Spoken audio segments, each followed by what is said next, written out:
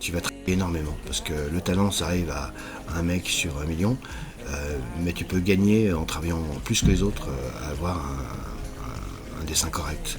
Toutes ces manifestations artistiques servent aussi à celui qui les fait pour effectivement exorciser pas mal de choses, mais ça marche aussi chez les autres. I'm not done. I just want me to find it. 'Cause I'm not done. I just want me to find it. I'm not done. I just want me to find it. 'Cause I'm not done.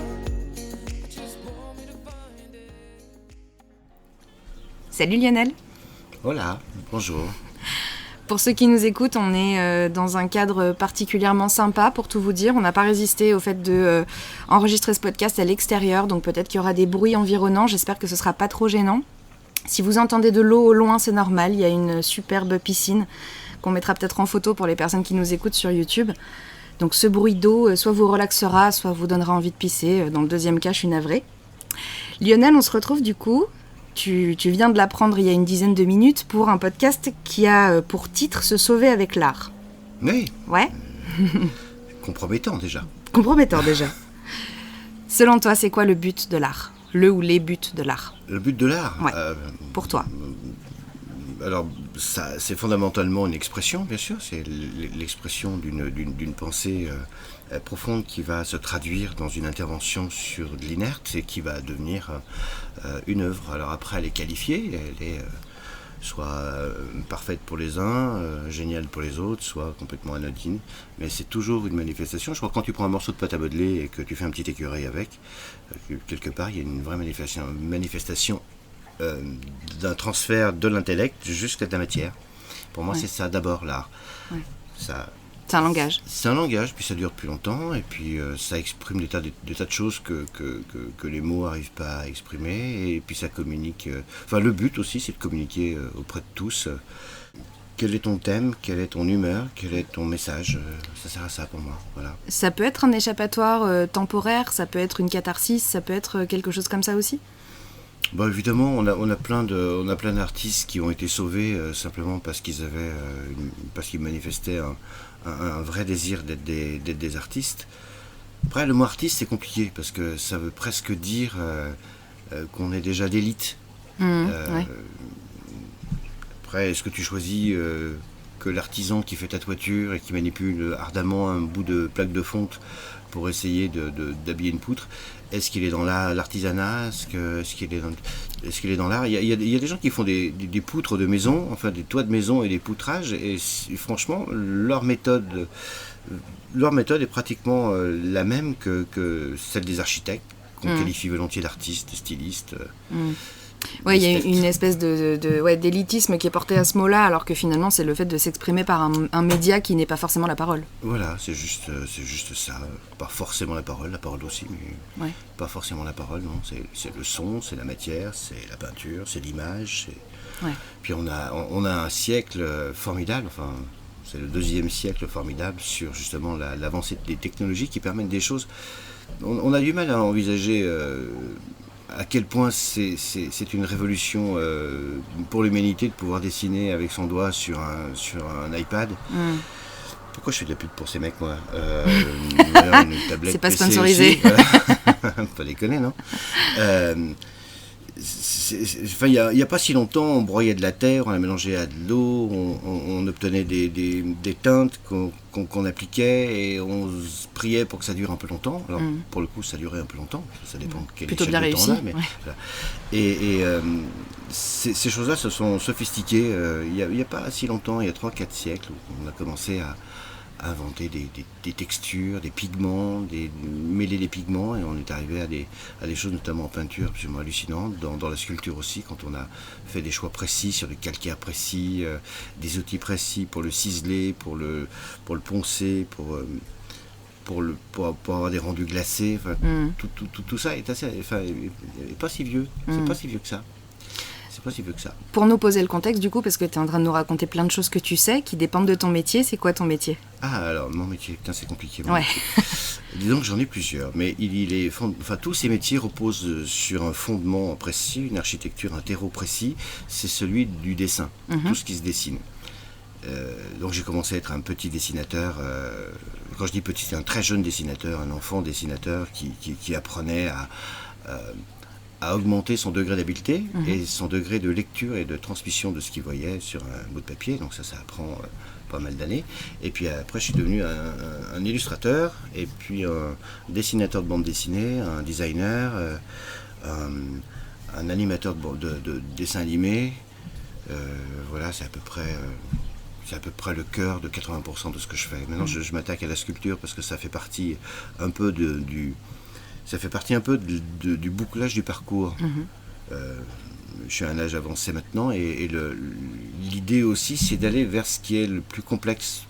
Plus ça va, plus on va vers le plus complexe. Et on essaye de s'attribuer des accessites et de qualifier des niveaux de la maîtrise de son art, avec d'abord, je sais pas moi, le lavis de gouache, puis après l'aquarelle, puis après la peinture à l'huile, puis après le pastel, machin. Et je trouve que la sculpture, ça fait encore partie de ces choses qui sont un peu la voie royale, ou la voie vraiment des mecs qui en ont, quoi.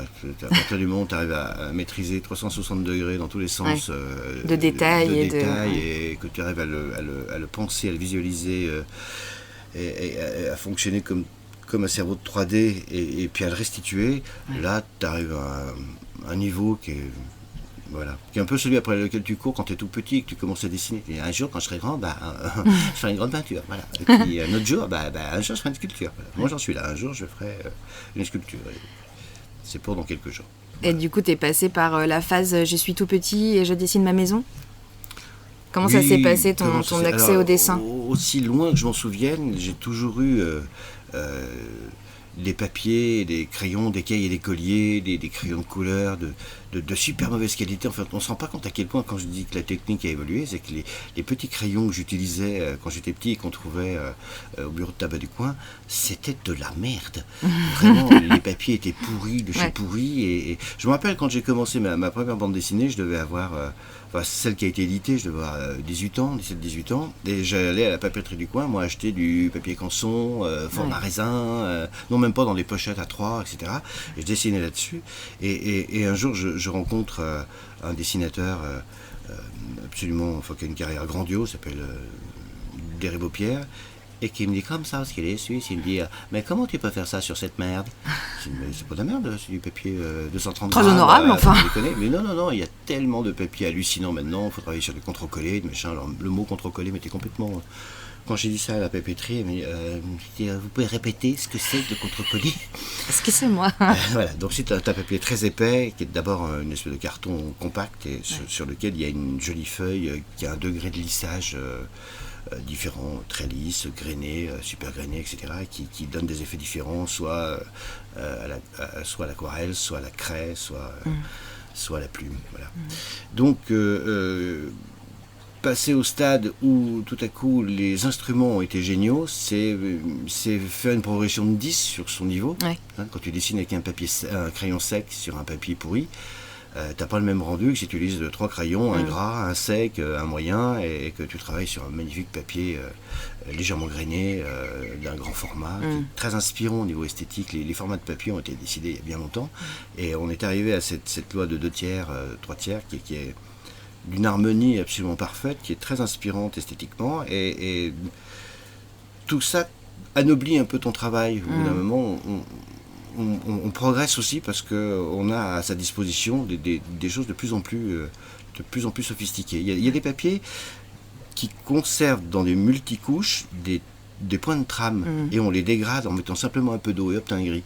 Alors là, on arrive à une sophistication un peu extrême, mais bon, c'est suisse. Que tu n'avais pas forcément quand tu avais 5 ans, du coup. Quand j'avais 5 ans, non. Donc, quand j'avais 5 ans, il y avait toujours des lignes et des carrés et des très embêtant. Voilà, c'était très embêtant, une trame de lignes d'écoliers sur tous mes cahiers qui étaient minuscules, en fait. Ces putains de cahiers d'écoliers, ils étaient ridiculement petits, adaptés à nous, sans doute, voilà, mais tellement petits, mais on dirait des agendas, tellement c'est petits, ces machins.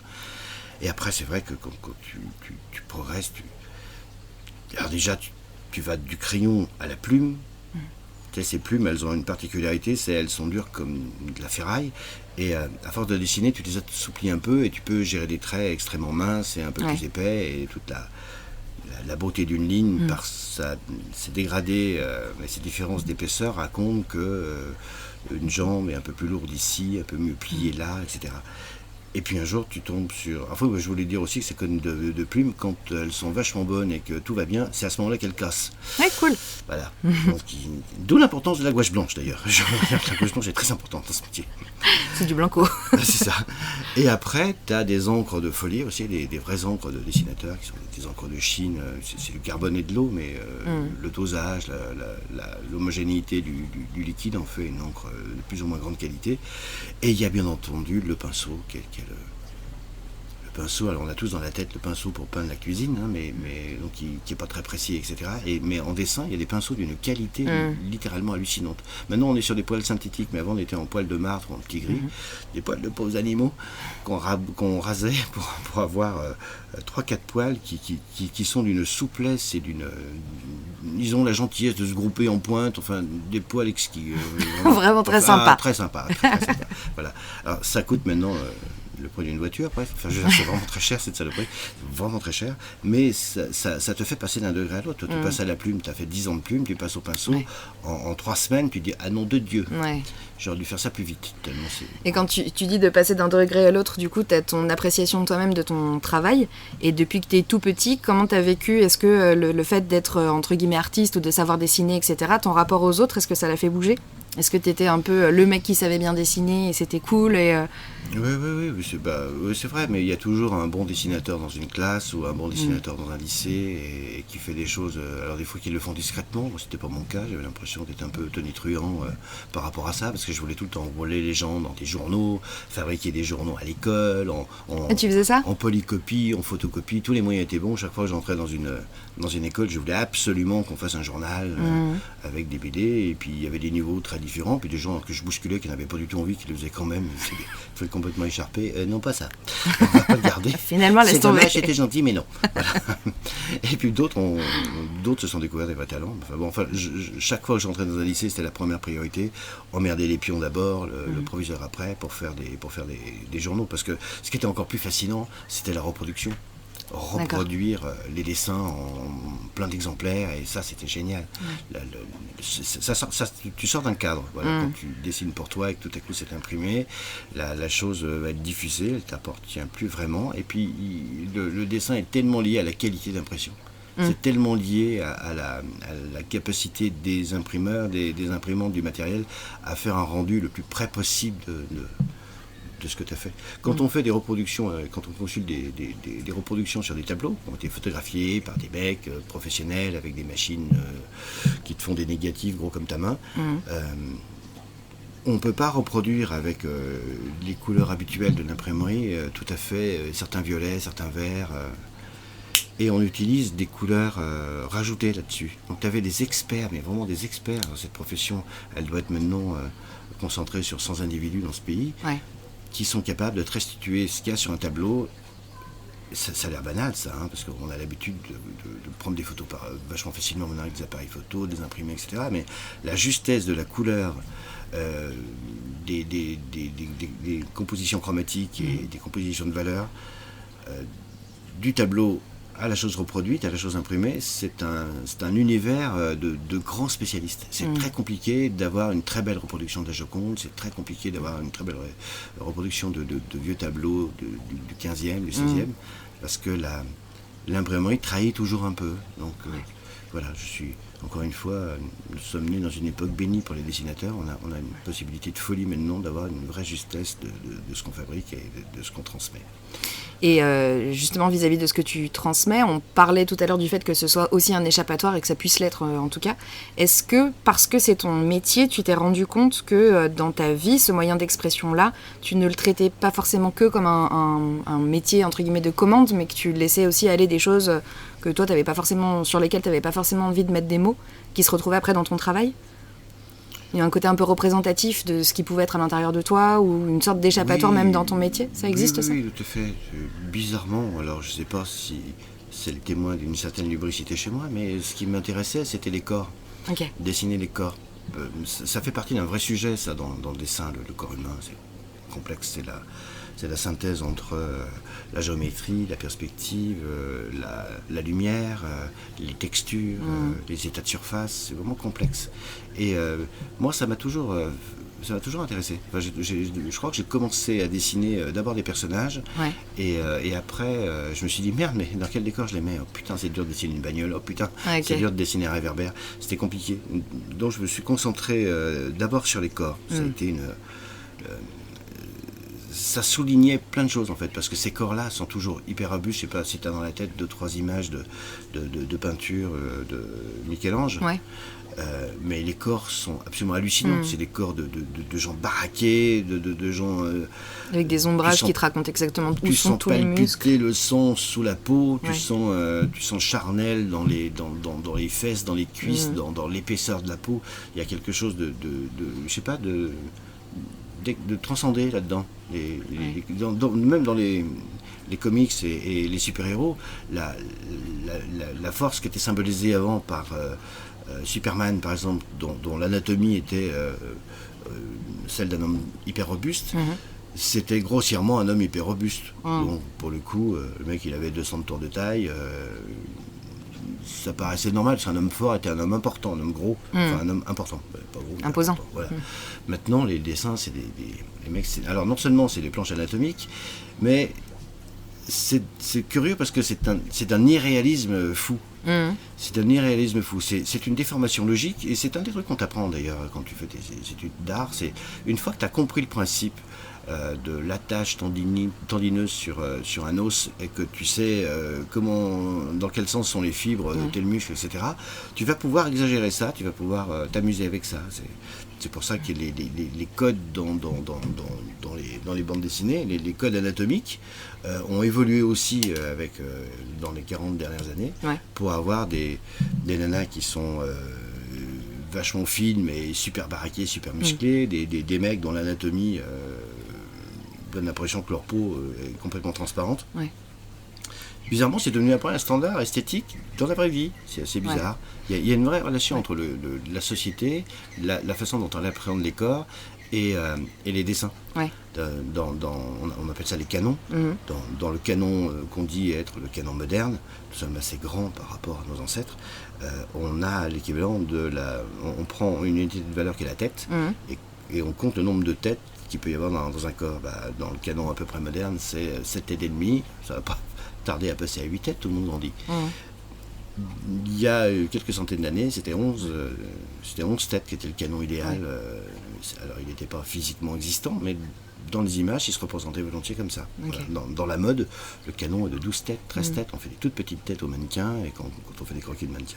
Et on allonge les silhouettes pour tirer parti de la ligne des épaules, la ligne des hanches, la façon dont les chevilles sont bien posées par terre, sur une belle ligne horizontale. Et il y a eu un truc quand tu as commencé justement à t'intéresser à ces dessins anatomiques, etc., tu penses que c'est une appétence qui vient de je trouve ça beau et je trouve ça magnifique, ou il y avait un truc de je fais passer un peu peut-être, je sais pas, mes complexes ou quelque chose comme ça, et je représente quelque chose que j'aimerais être? Il y a une projection comme ça? Oui, il y en a tout le temps. Il y en a tout le temps, c'est assez bizarre, mais les dessins, c'est fou comme les dessins ressemblent aux gens qui les font. J'ai reçu il n'y a pas longtemps les dessins d'une jeune femme qui faisait du maquillage, etc., et qui m'envoie des dessins de visage, parce qu'elle fait des essais pour faire des dessins qui serviront après à faire des tatouages. En fait, ces dessins-là, c'est complètement elle. Le rapport entre les yeux, la hauteur du nez, la façon dont la bouche est faite, c'est ce qu'elle regarde le plus souvent, et ça lui ressemble énormément. Et dernièrement, j'ai fait 2-3 croquis pour une bande dessinée en préparation, et une personne qui m'est proche m'a dit celui-là, il te ressemble. Celui-là, il te ressemble. Et des fois, c'est pas tellement dans le visage, c'est dans la proportion, c'est dans les mains aussi. On voit beaucoup ses mains quand on travaille, et on fait souvent ses propres mains. D'accord. Beaucoup de dessinateurs dessinent leurs propres mains. Voilà. Moi, j'ai des palettes, donc je dessine des mains un peu puissantes. Mais même sur les filles, ce qui est un peu bizarre des fois. Faut que je corrige ça. Est-ce qu'il y a eu un truc du coup vis-à-vis de cette représentation ou de cette projection dans ta vie où tu t'es rendu compte, comme plein d'artistes, notamment quand on se tourne en général vers l'art, c'est qu'on a envie d'exulter quelque chose ou de raconter quelque chose qui nous arrive, et peut-être qui pourrait parler à d'autres gens. Est-ce que tu repères des moments dans ta vie où franchement, si tu n'avais pas eu le dessin, ça aurait pu tourner autrement? Est-ce que ça t'a sauvé d'une manière ou d'une autre, Oui, bien de sûr. t'enfermer dans ces univers-là? Oui, bien sûr. D'abord, tout dépend du contexte dans lequel tu deviens un dessinateur. Il n'y a pas un contexte privilégié. Hein. Il y a des artistes issus de grandes familles qui n'ont jamais connu autre chose qu'un certain confort et une certaine stabilité chez eux, qui sont quand même des grands artistes. Puis après, on a les maudits, ceux qui ont une vie de merde, qui expriment dans leur art toute l'énergie et toute l'idée, tout l'espoir qu'ils ont ou qu'ils auraient pu avoir de se sauver de cette vie-là. Et toutes ces manifestations artistiques servent aussi à celui qui les fait pour effectivement exorciser pas mal de choses, mais ça marche aussi chez les autres. Je me rappelle d'un type qui était gestionnaire d'entreprise, etc., et qui trouvait des moments absolument relaxants à la lecture de Tintin. D'accord. Alors, Tintin, pour faire une toute petite parenthèse là-dessus, c'est donc les fondements de l'école belge. C'est-à-dire que le minimum de traits pour raconter le maximum de choses, avec une simplicité apparente qui est en fait assez complexe. La tête de Tintin est très dure à dessiner. C'est vraiment un des exercices d'ailleurs qu'on fait en dessin. D'accord. Le moindre trait suffit à changer et l'expression et la tonalité du personnage dans son contexte. Et ça fait partie des histoires les plus... comment dire? Le dessin est d'une platitude... Enfin, oh putain, je vais me faire incendier. Attends, je refais ça. Le dessin est d'une simplification outrée. Les couleurs sont plates, tu sais, donnent pas souvent l'impression d'être très rechargées. En fait, c'est pas vrai du tout. Quand on regarde la page, la composition chromatique d'une case à l'autre, Tintin parle dans une ville, on voit la ville derrière sur une case, mais une fois que tu as compris la deuxième case, le mec il redessine pas la ville, il fait un fond rose. Voilà. Et malgré tout, quand tu t'éloignes un peu, la composition de cette page-là, avec ce fond rose ici, cette ville ici, ce fond vert ici, alors qu'on est sur la même scène, c'est une vraie composition chromatique qui aide à lire le principal du dessin, ce qu'on veut te raconter. Être fluide, Être fluide, voilà. Donc ça le calmait, lui. Ça le calmait. Alors c'est des lectures que tu peux avoir quand tu as 6 ans et t'es exalté. Et lui, il y trouvait une espèce de... Enfin, cette simplicité d'histoire, il lui trouvait quelque chose de fabuleux. Il y a un mec qui était fou de ça, il est encore vivant, c'est Spielberg, qui aimait beaucoup Tintin. Mais qui en a fait un film d'ailleurs, non? Qui en a fait un film, bien sûr, mais je me rappelle que quand le film Tintin est sorti, il y a eu des interviews assez rigolos de Harrison Ford, etc. Et Harrison Ford disait, quand il a commencé à monter avec son pote Lucas, les Indiana Jones, il se référait souvent à Tintin, les aventures de Tintin dans l'Amazonie, dans ces pays-là, et ça lui semblait être un vrai délire de jeunesse qui était captable. Du plus jeune au plus vieux. Voilà. Donc je ne néglige jamais, moi, la part de ce que tu trimbales dans ton dessin, qui dépend effectivement de tout ce que tu y injectes, tout ton vécu, etc. Et la façon dont ça touche les gens. Parce que bizarrement, ça touche les gens. Je me rappelle d'un gars qui était venu dans une séance de dédicace et qui m'avait dit alors j'ai adoré votre histoire, très bien, mais alors les statues en deuxième plan, c'est génial, hein, vraiment, j'ai fait des photocopies, tous les fonds, parce que moi je savais pas faire habiller avec un fond simple, il fallait que je mette une statue derrière, puis derrière un palmier, puis une plante grasse, puis un bus. Enfin, c'était une démonstration, tu penses, ou c'était... Oui, il y a toujours un stade où il y a toujours un stade d'adolescence qui dure longtemps dans le dessin, où tu fais la démonstration que tu sais bien dessiner. En vieillissant, tu comprends que tout le monde s'en fout, en fait, que c'est pas l'exploit qui est important, c'est la justesse de ce que tu racontes et la justesse des expressions des personnages qui le vivent et toute cette ambiance que tu peux mettre autour d'une histoire qui est sombre, ou qui est gaie, ou qui est vive, voilà. C'est ça qui est important. C'est pas que tu saches super bien dessiner. D'ailleurs, la nouvelle bande dessinée, elle est faite par la moitié de gens qui se prétendent pas très bons dessinateurs. Je me rappelle, j'avais vu un gars dans un salon qui dessinait un truc assez sympa d'ailleurs, des histoires policières assez sombres et très contemporaines. Ce qu'il dessinait était presque griffé ou écrit plutôt que dessiné. Et donc je lui disais, je suis assez rapide, moi dans le temps, j'arrive à faire 1 page par jour. Et j'ai trouvé donc un instrument maintenant graphique qui me permet d'aller encore plus vite. Et le mec me dit, j'ai rien à foutre, moi je fais 12 pages par jour. Et je m'en fous de ton truc. Ça ne m'intéresse pas, monsieur. Ça ne m'intéresse pas, monsieur. Moi je dessine très vite parce que c'est pas important ce que je dessine. L'important c'est que je fais des bouquins qui font 800 pages et toi tu en fais qui font 46. Dans 800 pages, j'ai le temps de raconter tout ce que je veux, et puis voilà, le peu de dessin que je sais faire suffit à faire une histoire forte. Et effectivement, l'histoire était très forte, très forte.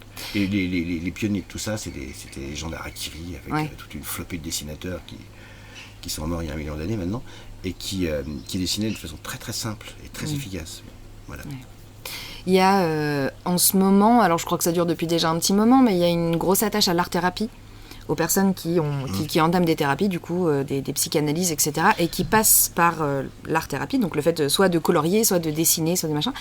Qu'est-ce que tu penses de ça ? Est-ce qu'il y a une notion où ce qui est peut-être plus important quand tu es dans une phase qui va pas forcément très bien dans ta vie ou que tu as des choses à exprimer, de passer par un dessin qui est représentatif et du coup c'est le résultat qui compte, ou alors est-ce que c'est le mouvement ? Est-ce qu'il y a une... Alors j'ai touché un peu ça, moi, à 2-3 reprises, c'est-à-dire des sessions d'école ou des sessions de dessin dans des écoles ou dans d'autres milieux associatifs, etc., où on est en face de gens très très différents, des vieux, des grands, des gros, des maigres, qui veulent tous dessiner. Comment dire, la chose positive et qui a l'air d'impressionner les gens et qui a l'air de les satisfaire et vraiment de les rendre heureux, c'est que le lundi, ils ont des tas de règles de dessin qu'ils ont bâties eux-mêmes et qui fait que leur dessin est assez moyen, voire même très mauvais. Et ils disent, de toute façon, ça je sais pas le faire, je sais pas dessiner les arbres, je sais pas dessiner les visages, je sais pas dessiner les chevaux, etc. Et puis, il y a quand même une méthode dans le dessin.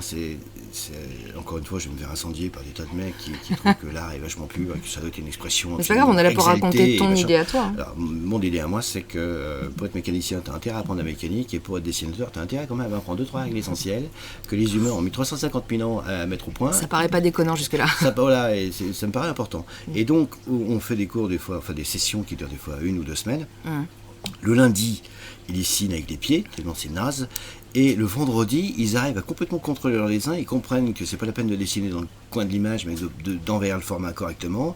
Ils comprennent ce que c'est qu'un centre d'intérêt, et du coup, la différence entre le lundi et le vendredi les rend complètement certains qu'ils ont fait des progrès qu'ils auraient fait tout seuls en 25 ans. Et ils l'ont fait en 1 semaine. Ça prouve aussi que tout le monde sait dessiner, que l'habilité est un truc qui est une acquisition.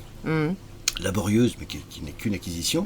Pour le coup, le dessin est environné de gens qui te racontent comment ils ont développé leur maîtrise, et si tu les écoutes bien, et si tu les regardes bien, eh ben, tu découvres que ça fait 400 ans qu'on dessinait vachement mieux que toi, avec un vieux morceau de carbone sur une planche, quoi. Pourquoi ? Parce que ce mec-là, lui, il avait compris vachement avant toi ce qu'était le point de fuite, ce qu'était le point P, ce qu'était la ligne d'horizon, à quelle hauteur elle se place dans une feuille, etc. Donc si tu apprends ça, tu en as pour 5 minutes à piger vraiment comment ça marche. C'est des électrochocs multiples que tu prends, et au bout d'une semaine de dessin, tu sais dessiner comme jamais tu as espéré pouvoir le faire. Et donc j'ai souvent observé que des gens qui démarraient avec ces cours continuaient à dessiner et devenaient vraiment des gens qui 1 an après, 2 ans après, était passé à un autre stade. Est-ce que tu as une anecdote à nous raconter dans ta vie, une ou plusieurs d'ailleurs, où il y a un moment où vraiment t'allais mal et c'est le dessin, c'est ce que tu as dessiné qui t'a fait réaliser qu'en fait c'était pas si mal, ou qui t'a changé d'univers complètement et qui t'a aidé à traverser une épreuve ou quelque chose comme ça? J'en ai plein. La première épreuve, c'est que je me suis aperçu assez vite, mais très, très, je sais pas, je devais avoir 6 ans ou 7 ans, que alors ça c'est quelque chose que je déduis parce que sur le coup je m'en apercevais pas, que j'étais un bon lecteur d'images. J'arrivais très vite à savoir qu'une image était pourrie et une image était magnifique, une image était naze. Alors c'est relatif, parce que tout ce que tu as aimé il y a 10 ans, tu le regardes maintenant, tu as envie de pleurer, hein, c'est clair. Je trouvais des dessins magnifiques de certains dessinateurs quand j'étais gamin, qui me paraissent maintenant assez simplistes en fait. Mais dans le contexte, c'était vachement bien. Donc j'ai toujours eu ce sentiment que je pouvais lire mon travail en disant c'est de la merde, ou là ça va, là ça tient à peu près, etc. Ça, c'est un truc dont je me suis aperçu entre 6 et 10 ans. Et les moments fondamentaux, alors j'ai l'impression d'être le vieux mec qui jouait Tarzan et qui répétait tout le temps, qui criait yo yo, qui finissait par croire qu'il était Tarzan, tellement je répète cette histoire souvent. Mais quand j'étais en CM2, quand j'étais en CM2, évidemment, je faisais des petits dessins pour illustrer tout ce qu'on nous racontait. À l'école, à l'époque, c'était des contes, les lettres de Montmoulin, des machins, trucs. Et puis le prof qui était un vrai mec qui aimait vraiment le dessin, quoi. Ce qu'on appelle la vieille école. Vous voyez qu'on est à l'extérieur, putain. Tout est vrai, tout est vrai. Tout est vrai, bordel, tout est vrai. Il était de la vieille école et donc j'illustrais des dessins. Et comme j'étais un besogneux zélé, je m'attardais à dessiner très précisément les scènes que j'avais en tête et qui étaient issues de récits qu'on nous faisait. Je me rappelle de l'appel de la forêt, etc., les loups, les machins. Ouais. Et je m'apercevais, tout petit que j'étais, dans une classe de tout petit, que mes copains collaient complètement à cette image. Ça fonctionnait vachement bien. Ouais. Et l'instituteur avait la gentillesse de me faire croire que c'était pas si mal, quoi. Voilà. Et pendant que je grandissais donc, que je suis au CM2, à un moment j'ai un porte-clés avec un tout petit dessin de plomberie qui dessine un petit pirate, je sais pas pourquoi, le mec il avait, à l'époque c'était la mode des porte-clés, et voilà, un petit pirate. Et je prends l'idée folle de me dire, je vais prendre ce petit pirate et je vais faire une BD. Ok. Et là-dessus, on me parle et j'oublie. Et je me dis, putain, j'avais trouvé un truc génial qui va changer toute ma vie. C'était quoi, putain, c'était quoi? Et paf, je me rappelle, ah oui, c'était de la BD. et je commence à dessiner ça et ça captive tous mes potes. D'accord. Alors, quand tu parles de changement d'appréciation, c'est que moi, je suis sorti très très tard d'une espèce d'état fœtal. Voilà, j'étais un petit garçon malingre et mes copains étaient des brutes épaisses. Et à partir du moment où j'ai eu ce pouvoir de dessiner, j'avais une vraie identité, un vrai respect. Alors, à cette époque-là, c'était important de pas se faire casser la gueule à la récré tout le temps. Voilà. Donc ça me donnait une certaine autorité. J'étais le mec qui dessinait. Une identité. Ah bah Lionel, il dessine super bien, on va pas lui casser la gueule. Merci les gars. C'est cool. C'est vachement cool. Et donc j'ai commencé à dessiner, puis après tous les dessins, j'ai eu dans la deuxième anecdote, un des autres piliers fondateurs de ma vie de dessinateur, ça a été une tante obscure que je voyais une fois tous les 3-4 ans, m'amène un Spirou énorme, un Spirou relié. D'accord. Et là on est à l'époque où Gaston Lagaffe est absolument génial, avec une page par semaine pendant 20 ans, ça a duré ce truc-là, 30 ans, j'en sais rien, et puis une qualité de folie. Donc il y avait Gaston Lagaffe que je trouvais magnifique, il y avait tous les dessinateurs de l'école belge qui sont maintenant ou disparus ou qui ont été des grands maîtres qui ont inspiré des tas de choses comme Tiff et Tondu, les gens qui ont dessiné Spirou, enfin, encore une fois Franquin, d'autres gens après. Tous ces mecs étaient vraiment des génies du dessin. Enfin, la production qui s'est passée pendant ces années-là, c'était hallucinant en qualité, en hauteur de scénario, etc. C'était vachement bien. Et je me suis mis dans la tête de raconter ça à mes copains et de partager ça avec mes potes. Ouais. Parce que moi, quand je disais de la bande dessinée, c'était soit pour les débiles, soit pour les militaires. C'était vraiment une lecture de connard et tu te faisais engueuler par tout le monde parce qu'on n'appelait pas ça de la BD, on appelait ça des illustrés. D'accord. Qui racontaient à quel point tu faisais pas tes devoirs et que t'étais con. Ouais. Et donc tu disais Spirou, Tintin, ouais, qu'il est bête. Ouais. Et donc mes copains avaient des parents assez sévères. Je me souviens de 2 ou 3 qui hésitaient même à l'école, alors qu'ils n'étaient pas surveillés, à lire des illustrés, des bandes dessinées. Donc je raccourcissais les images. Je me rappelle d'avoir fait ça sur un truc de Lucky Luke qui était génial, qui s'appelait Le Puits Tendre, où je racontais, en faisant moins d'images, la même histoire. Mais c'est que les mecs attendaient après. Donc du coup, je suis devenu une vraie industrie, moi. Je faisais les planches quand je pouvais, je les ramenais tous les jours, tous les 2 jours, la suite, qui lisait dans la cour, etc. Là, pour le coup, j'étais le roi, là. Vraiment, c'est qui le minus là-bas? Non, déconne pas, c'est le dessinateur. Oh non, trop bien. Respect. C'est bon. Voilà, et ça répond plutôt, je crois, précisément à ta question, pour une fois. C'est que le petit personnage que j'avais pu être a trouvé de la densité en étant un dessinateur. Et après, alors putain, je me suis accroché à ça comme la misère sur le pauvre monde. Je suis devenu le dessinateur qui faisait des progrès. Je suis passé au super-héros à l'époque. Je suis passé à Tarzan, à tous ces machins. Et voilà. Et donc, toute ma vie, j'ai été, après en grandissant, le mec qui dessinait. Voilà. Et c'est vrai que ça m'a appris à exister et ça m'a appris aussi à être bon. Enfin, à tenter de l'être en tout cas, parce que les mecs devenaient de plus en plus exigeants. Ouais, d'accord. Et il y a toujours mon cousin qui a 14 ans, il dessine mieux que toi, ta mère. Ah bon. Merde. Donc, je vais dessiner encore mieux que ça, tu vas voir, ça va chier là. Voilà. Et donc j'arrive après en troisième. En troisième, on est des débuts d'adultes ou des fins d'enfants. C'est le souvenir que j'en ai, moi. Ouais. Et là, évidemment, je fais chier tout le monde pour faire un journal de l'école, du bahut, du machin, du truc. On y met des tas de trucs, plus des BD, évidemment. Ouais. Je me charge de la couverture. Toute humilité. Voilà, en toute humilité. Et donc je dessine et je m'aperçois que dessiner bien suffit pas, il faut en plus raconter des histoires importantes. Et là, je commence à devenir un peu scénariste. Et je me dis, putain, là c'est un grade de plus. Et à l'époque, réellement, il y avait franchement des gens vachement doués. Il y a un mec qui était extraordinaire, mais vraiment, c'est pas à quel point il était. C'était René Goscinny. Les scénarios de Lucky Luke, je vous conseille de relire La Diligence, Pas de poker, les trucs qui ont été faits par Goscinny, vraiment, où on voit là-dedans t'as une maestria de la façon dont s'organise un scénario. Ok. Tu sais, ce qu'on appelle on fait une intro avec une mise en scène du petit théâtre, des personnages, et toutes les manifestations qui vont faire bouger tous les personnages. On s'attache au héros, on définit à peu près qui est le méchant de façon un peu manichéenne. Un élément perturbateur. Voilà, puis après il y a une crise, une contre-crise. Voilà. Et là, je rentre là-dedans et je commence par le plus dur. Je commence par... moi, ce qui me fascinait, c'était encore une fois Gaston Lagaffe. C'était vraiment un truc de... Je trouvais ça... génialissime, mais toutes les semaines, mais comment il fait ce mec? Il a eu le même temps que moi pour réfléchir, et lui, toutes les semaines, il sort ça. Ouais. Et là, je commence à faire des planches de gags d'un petit personnage, un petit vieux qui n'a rien à voir avec l'école. Maintenant, je ferai un rappeur ou un dealer, mais à l'époque, je faisais un petit vieux. Et je m'aperçois que boucler les histoires et faire une chute, c'est un cauchemar en fait. Ouais. C'est vachement dur de bien scinder une histoire, mais c'est dur d'être drôle, mais c'est dur, même quand on n'est pas drôle, de fabriquer une histoire qui se finisse vachement bien.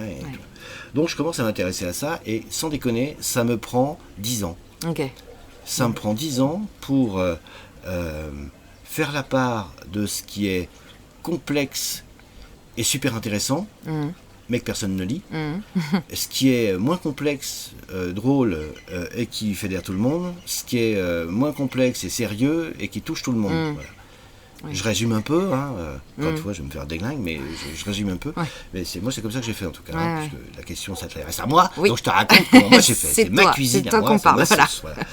Et arrivé à l'âge de 17 ans, alors déjà à l'âge de 16 ans, je commence sans déconner toutes les semaines un livre que je finis jamais. La base. À peu près, la base, voilà. Et avec des sources d'inspiration qui sont après la littérature fantastique. À 16 ans, on est tous ou romantiques ou dans le fantastique. J'avais pas le physique pour être romantique, j'ai choisi le fantastique. Ça m'a bien arrangé. Ça m'a bien arrangé. Voilà. Et donc, je lis les grands thèmes fantastiques, je lis Lovecraft comme tout le monde, je suis bouleversé par tout ça, blabla. Et je commence à faire des dessins sombres, parce qu'à ce moment-là, t'es plus drôle. Ouais. Tu fais des dessins sombres et tu te laves pas les pieds. Voilà. C'est comme ça que ça marche. Au global, on est là-dessus. Voilà. Et je bâtis des petites histoires, des petites intrigues, et j'arrive jamais à en trouver la fin. Et puis finalement, à 18 ans, je vais bosser dans l'imprimerie, parce que l'imprimerie me fascine. Moi, je sors d'un état mental ou d'une cellule familiale où j'estimais que le talent de dessinateur, c'était de pouvoir dessiner des albums à la main et d'en faire plein. Donc le mec, je le trouvais rapide, et puis précis, c'était toujours la même chose. Puis un jour, on m'a dit non, c'est imprimé. Et là, je voyais Gutenberg, moi. Donc je sculptais dans du bois tous les dessins, ils sont vachement forts, les mecs. À maman, ils les dessinent pas sur du papier. Voilà. Très basique. Et donc, je découvre l'imprimerie, qui est un choc complet, et on passe à cette époque-là à l'offset, au scanner, à tous ces machins. Et là, je m'intéresse à la reproduction des bouquins. Et comme en classe, on n'a qu'une renéotype, un truc à l'alcool ou avec des carbones qui fait que tes 100 premières pages sont vachement jolies, mais ton exemplaire 500 est complètement blanc ou rien. C'est hyper mal imprimé. Et puis, bon, il faudrait peut-être que je me renseigne un peu pour savoir comment on pourrait faire. Parce que, et puis, je découvre aussi, avec des émissions de télé, que les dessinateurs deviennent de plus en plus populaires, et on voit leur technique. Et je vois des mecs dessiner sur des formats gigantesques, avec des pinceaux gros comme le doigt, et tout ça. Et je me dis, comment ça se fait que le film, que la page est toute petite? Donc j'apprends la reprographie, la reproduction, la photogravure, comment on fait ce qu'on appelait à l'époque des bendef, comment on faisait des couleurs plates chaque fois dans les journaux, comment on fait des scanners, j'apprends tout. Et là, je me dis, alors, je travaille de nuit, je gagne une blinde. Je suis un merdeux qui travaille dans une imprimerie la nuit. Et je me dis, ouais, putain, c'est super, je vais pouvoir dessiner la journée. Alors bon, c'était pas aussi efficace que ça. Un peu ambitieux. C'était un peu ambitieux, mais bon, j'ai quand même pu le faire. Et à un moment, je dis, bon, j'ai gagné, c'est le blé, je m'arrête. Et là, je me dis, là, mon pote, maintenant tu es vieux, t'as 18 ans, qu'as-tu fait de ta vie? Bilan. Bilan à 0, mon pote. Là, il va falloir le faire, ce bouquin. Et putain, je me mets à le faire. Je me mets à faire ce premier bouquin avec... un peu comme quand on fait des révisions en classe préparatoire, tu vois. Je me mets à faire ça, moi.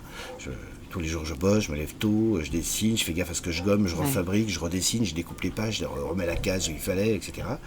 Et au bout de 8 mois, j'arrive à 24 pages.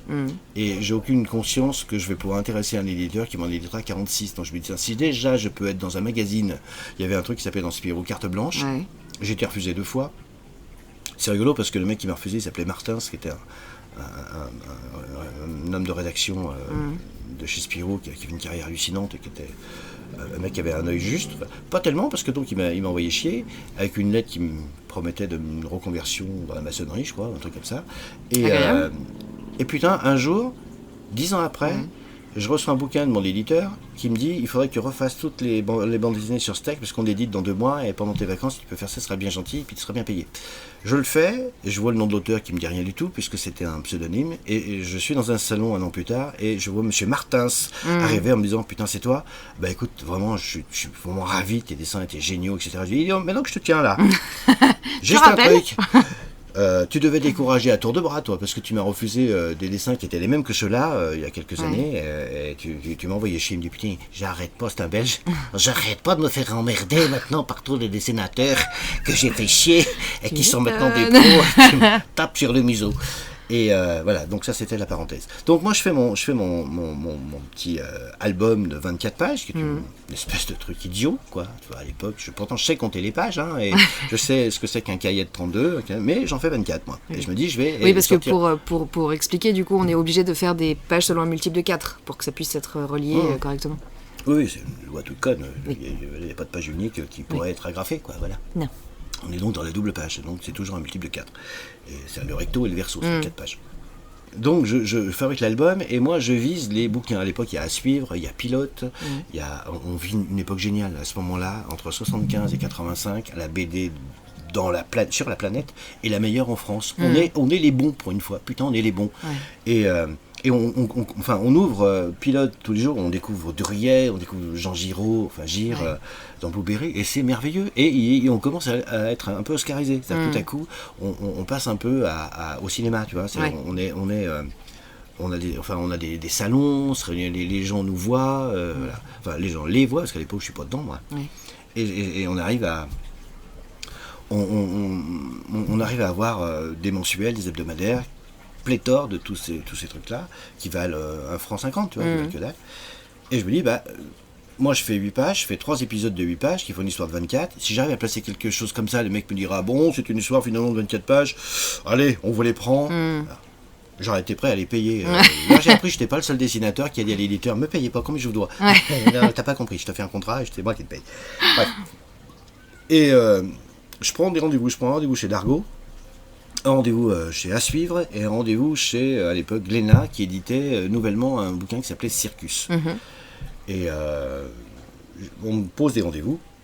Et les premiers qui me posent rendez-vous, qui acceptent un de mes rendez-vous, c'est Glénat qui me dit, bah oui, tel jour, dans 3 semaines, je reçois des dessinateurs. Alors moi j'ai une secrétaire, je l'ai pas lui. Je reçois des dessinateurs et donc vous avez qu'à venir et puis montrer ce que vous faites, vous êtes en ligne. Puis c'est exactement comme ça que ça se passe. On est en ligne avec un carton en dessin gigantesque, c'est des formats raisins, verts, avec des taches noires. Et on est tous et on se regarde tous et c'est qui avait choisi, putain, ils sont plus bons que moi, ils sont meilleurs que moi. C'est sûr, je le vois à leur visage. Et donc je fais la queue comme tout le monde, puis j'attends. Et putain, j'ai de la chance ce jour-là. Il n'y a que des dessinateurs qui sont pas... ils sont talentueux, certes, mais ils ne parlent pas aux gens. D'accord. Il y a un mec dont je vois Jacques Glénat qui tourne les pages, qui ne comprend pas dans quel sens ça se lit déjà, lui. Lui, il est éliminé d'office. C'est bon signe pour nous, ça. Bon. Donc, et puis en plus, les autres restent. Les autres dessinateurs restent, parce que c'est assez convivial. À cette époque-là, c'était vachement sympa. Jacques Glénat lui-même, qui a toujours... ce mec-là, il a toujours fait des catalogues, enfin, il a toujours eu un bon catalogue, c'est toujours bien ces trucs. Donc être chez lui, c'était le plus petit éditeur à l'époque, mais t'avais un vrai accueil sympa, quoi. Donc je présente mes pages, moi, après, le mec, il dessine des trucs tout bizarres.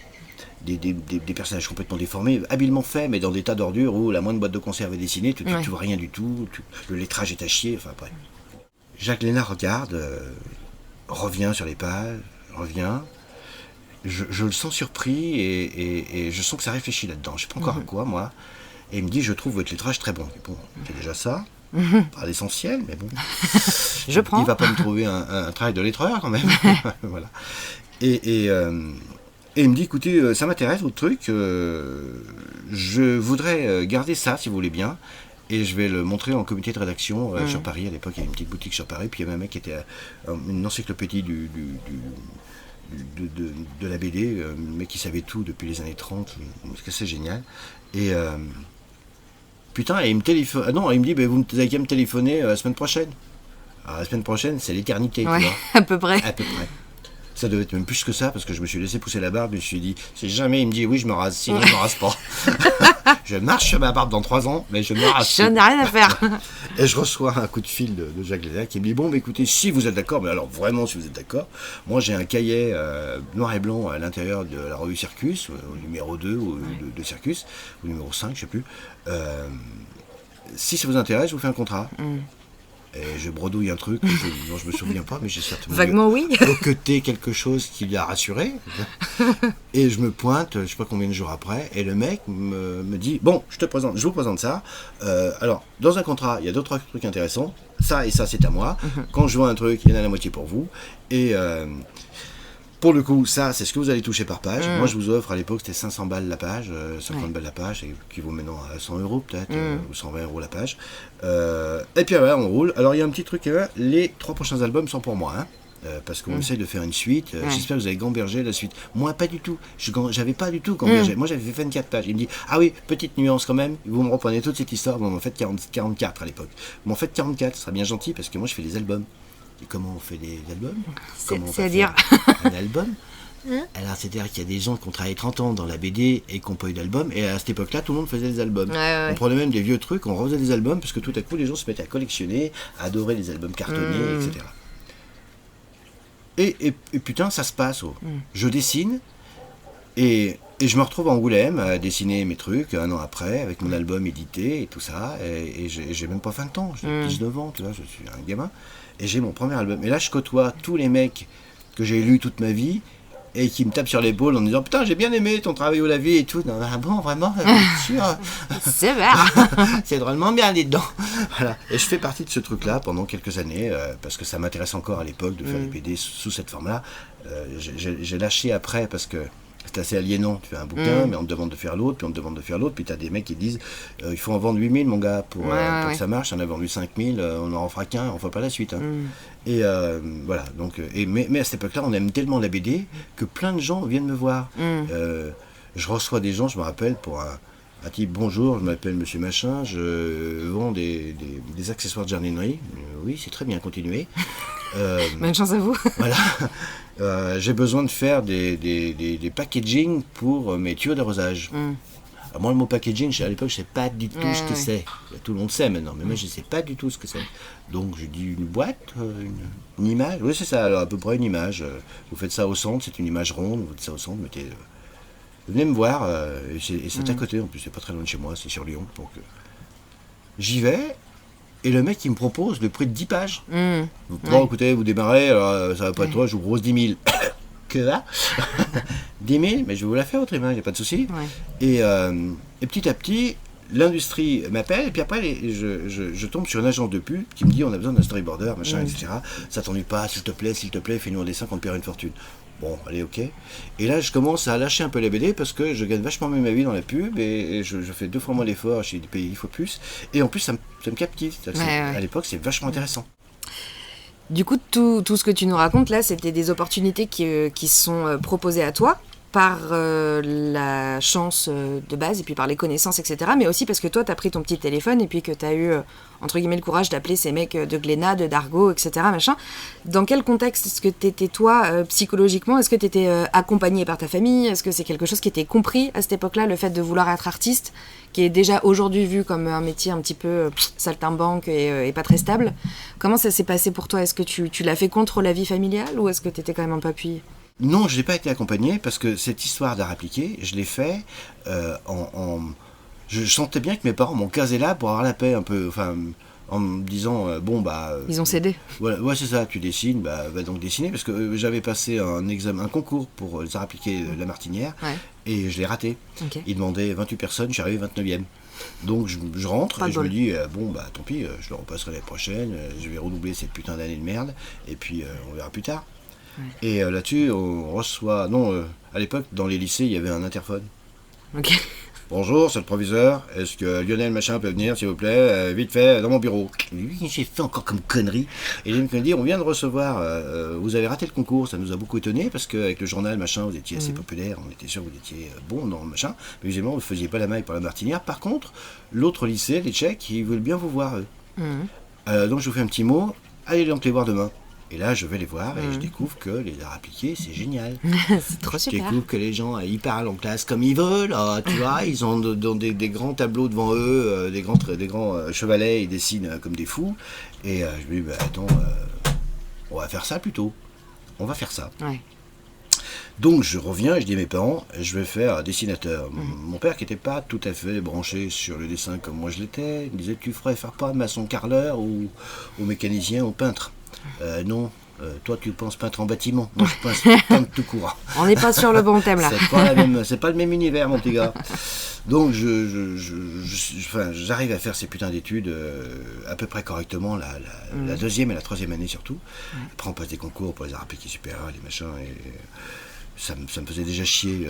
J'avais déjà pigé où j'allais moi, et je voulais apprendre l'imprimerie rapidement pour savoir plus de choses encore, et puis dessiner encore, faire des journaux.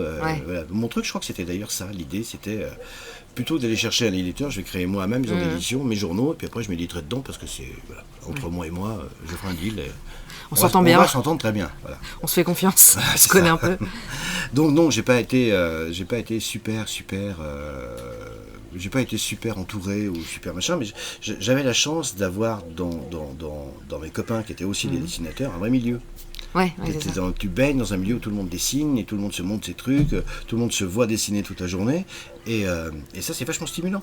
C'est vachement stimulant. Je me rappelle j'étais le meilleur dans mon lycée, mais quand je me suis pointé là-bas j'étais qu'une merde, et putain il y avait une nana qui dessinait avec des crayons à papier des choses, je me dis mais c'est tout à coup c'est ça le niveau qu'il faut avoir. C'est vrai que c'est pas le niveau de super-héros, de Stan Lee, les machins, hein.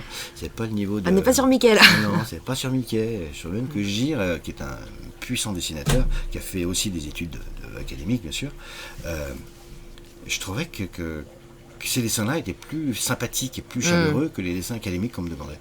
Mais néanmoins, j'ai appris ça parce que j'avais compris que je comprenais rien à la couleur, il fallait que j'en fasse, je comprenais rien au pinceau, il fallait que j'en fasse, et puis il y avait ces cours d'histoire de l'art aussi qui étaient assez bouleversants, qui te replongeaient dans un art millénaire où tout à coup tu apprenais. En fait, c'était un moment aussi où... si tu ouvres un peu les écoutilles, tu apprends des choses magnifiques qui sont archivées depuis des siècles et des siècles, et tu te prends tout dans la gueule en accéléré, et après tu approfondis ce que tu veux. Mais de passer des Vénus sur une Assienne au baroque, tu vois, il y avait tout un parcours qui m'a fait aimer mon métier, qui m'a fait devenir un dessinateur, et qui m'a fait devenir, pas par l'entourage familial, mais par l'entourage des gens que je côtoyais au quotidien. Voilà, pour certains qui ont fait des jolies carrières dans des métiers un peu différents du mien, mais qui étaient des vrais artistes en herbe, et que ce truc-là a révélé. Enfin, cette école-là a vraiment révélé.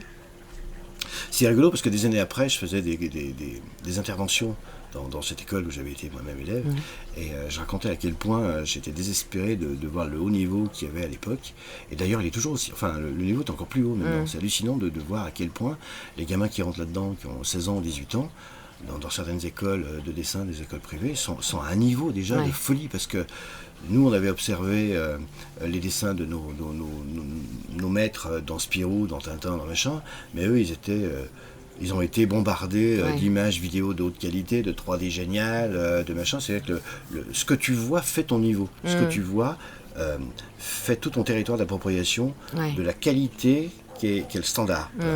Donc le niveau monte. Ouais. Quand j'étais jeune dessinateur, je me rappelle du mec qui dessinait Tif et Tondu. Quand même, pas n'importe qui ce mec. Il m'a dit, si je m'étais pointé aujourd'hui avec les dessins que je faisais à l'époque, je me serais fait balancer de toutes les maisons d'édition. Pourtant, ça fait 30 ans ou 40 ans que je dessine, et voilà. Et maintenant, mes dessins sont un peu plus codifiés, un peu plus contrôlés, mais avant, ton niveau est 10 fois supérieur à celui que j'avais moi à l'époque. Ouais. Et maintenant, quand je rencontre des jeunes dessinateurs, je trouve la même chose. Leurs niveaux sont 10 fois supérieurs à celui que moi j'avais à l'époque. Parce que l'habitude de la lecture et la qualité des images qui nous entourent conditionne complètement notre appréhension de la hauteur de qualité du dessin. Pas forcément dans l'esthétisme, hein, mais dans l'efficacité. Voilà, dans l'efficacité. Pour terminer sur une petite morale, entre guillemets, ton avis, toujours la même chose, on parle de ton avis à toi. Ouais. Qu'est-ce que tu dirais à probablement un adolescent qui est en train de se rendre compte qu'il a envie de faire un métier qui dépend du milieu artistique, alors que ce soit le dessin, que ce soit la musique, que ce soit peu importe, qui n'est pas forcément poussé par sa cellule familiale à le faire, qui est peut-être un peu décrédibilisé par ça, qui est peut-être un peu plus pris pour un con parce qu'il passe ses journées à lire Spirou dans les toilettes. Qu'est-ce que tu lui dirais à ce gamin-là ? En fait, à toi, 15 ans. Je dirais d'abord que alors, il m'est arrivé, moi, après, de rencontrer plein de jeunes dessinateurs, des parents de jeunes dessinateurs. Mon fils est débile, dites-lui qu'il ne faut pas qu'il dessine, tu vois. Mauvaise personne. Son père est mathématicien. Écoutez, il ne faut pas déconner. Et quand je rencontrais ces gens-là, je pensais bien effectivement à ce que j'aurais besoin d'entendre, vraiment. Alors, tout à l'heure, tu as dit, tu as pris tes petites couilles et tu as téléphoné à Elena, machin. Ça commence par là, en fait. Ouais. Ne pas hésiter à rencontrer des gens. Et moi, ces coups de fil, j'étais complètement cristallisé pour les donner. J'allais, je téléphone à Dargaud, parce que je trouve le numéro qui est vachement facile à trouver, Dargaud. Ouais. Mais je téléphone, tu vois, le temple des meilleurs dessinateurs du monde, et j'essaye d'avoir un rendez-vous, moi, déjà, rien que ça. Je te dis pas combien de fois j'ai reposé le combiné avant que ça fonctionne. Donc déjà, il faut rencontrer des gens, il faut téléphoner, il faut pas hésiter. Quand tu es en salon maintenant, tu as toujours plein de gens qui te montrent leur dessin, etc. Et c'est vraiment, faut pas hésiter à faire chier les dessinateurs, parce que je trouve que c'est la moindre des choses qu'on peut faire pour les gens qui sont un peu paumés, de leur raconter où ils en sont, et voilà, et puis de leur donner 2-3 conseils. Je me rappelle, moi, un des mecs qui m'avait conseillé, enfin qui avait même corrigé mes dessins, c'était Jean Giraud, dans un train. Ok. C'était quand même pas mal, quoi. Et voilà, et quelque part, tous ces conseils-là sur la lisibilité, la clarté du récit, l'aptitude à bien dessiner, c'est important. Puis je dois dire aussi que le dessin, c'est plein de choses. Que quelqu'un qui va aux arts appliqués, il peut finir couturier, il peut finir designer, il peut finir dans la restauration d'œuvres d'art, etc. Et que tout ce qui était proposé est un éventail tellement superbe de belles choses. Encore une fois, je reviens là-dessus, mais tu vois, l'histoire de l'art n'est pas vraiment très bien enseignée dans les cours normaux à l'école. Alors que tout nous entoure. Enfin, on nous sommes entourés de trucs qui ont été, tout a été dessiné avant, tout a été pensé, des fois de façon dans plutôt un vecteur ingénierie avant d'être esthétique, mais le dessin mène à tellement de métiers, intéressants. On a des outils tellement performants maintenant qui permettent d'avoir des rendus d'un grand réalisme que je dirais, n'oubliez pas les gars, travaillez beaucoup, parce qu'on travaille énormément, on ne se rend pas compte, mais travailler aux arts appliqués, c'était à l'époque 50 heures par semaine, plus tout ce que tu avais à faire. À l'époque, il fallait courir les bibliothèques pour faire un devoir tous les 15 jours, tous les mois, je ne sais plus, sur un peintre. Sur un peintre dont tu venais de subir un cours en disant qui c'est ce mec de la main, oh là là, c'est un merdeux tout naze, et après tu regardais tous les bruits et non, elle a pas naze du tout, donc on va et puis pas merdeux non plus. Pas merdeux non plus, on va essayer de voir comment ça marche plutôt. Voilà. Et donc tu dois être une éponge à apprendre et un peu humble, voilà, un peu humble, parce que vraiment des gens dessinent très bien de partout sur la planète, et peut-être que l'idée d'être le meilleur n'est pas la bonne voie.